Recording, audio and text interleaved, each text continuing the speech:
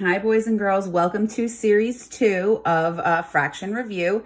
Today we're going to talk about just, a few minutes. Like I said, these are short little review videos, kind of reviewing all the different skills and concepts you have learned since we started the fraction module back in February of this year. So now we're going to talk about, now this word decompose comes up a lot. It comes up a lot in Eureka Math, and it's all about, having good number sense and fluency in order to really understand what decomposition is. But when we decompose in terms of math, we're breaking something apart, and I'll tell you exactly what that means.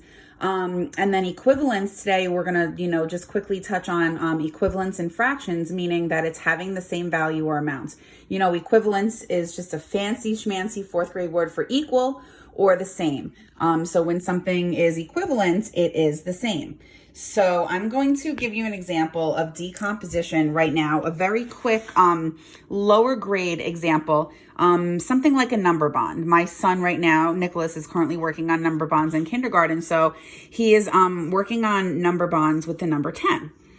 So if I were to decompose, break apart 10 into two addends, let's say that one of my addends is 6, what would my other addend be? Right? 6, this is basically saying 6 plus some number is equal to 10, right? I have my total, my sum, I have one of my addends, I need to figure out my other one.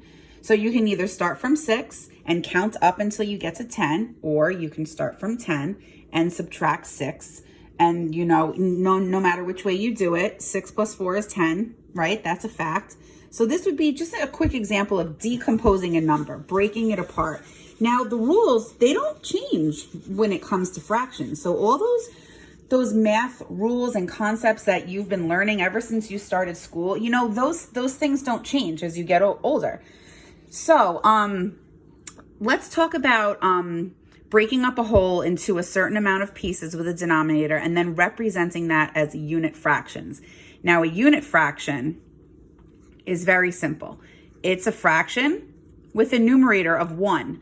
So 1/2, 1/3, 1/4, 1/6. These are all unit fractions because they all have 1 as a numerator. So if we were going to represent something like 8/8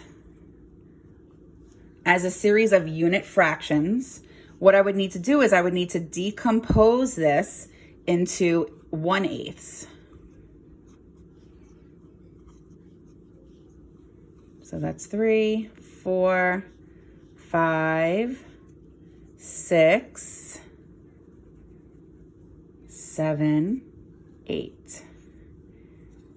Right? Because we have learned 1, 2, 3, 4, 5, 6, 7, 8. Perfect. We have learned that anytime your numerator and your denominator are the same, that is equal to 1. Remember, I've been doing this for you guys to show you so that, I hope that kind of sticks with you. That was a neat trick that I learned last year from another teacher, and it helps me. So hopefully it helps you guys.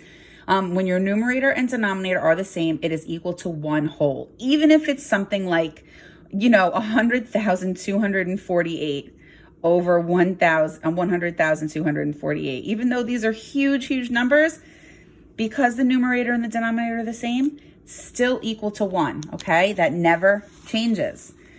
So if I want to represent 8/8 as a series of unit fractions, it would be 1/8 plus 1/8 plus 1/8 plus 1/8 plus 1/8 plus 1/8 plus 1/8 plus 1/8. Because if I have 8/8, 8/8 equals 1 whole.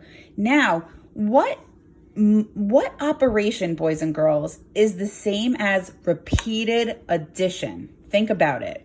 Repeated addition is the same as what? I hope you guys said multiplication, because that is right. Repeated addition is just multiplication rather, is just a faster way to do repeated addition. So if I wanted to represent this series of unit fractions as a multiplication sentence, I would say, because I have 8, right? 1, 2, 3, 4, 5, 6, 7, 8. 8 times 1/8 equals 8/8, which is the same as 1. I don't want you to get, tripped up because this is something that you haven't really seen before. It's the same with whole numbers. Watch. 5 plus 5 plus 5 plus 5 equals what? How can we show 5 plus 5 plus 5 plus 5, as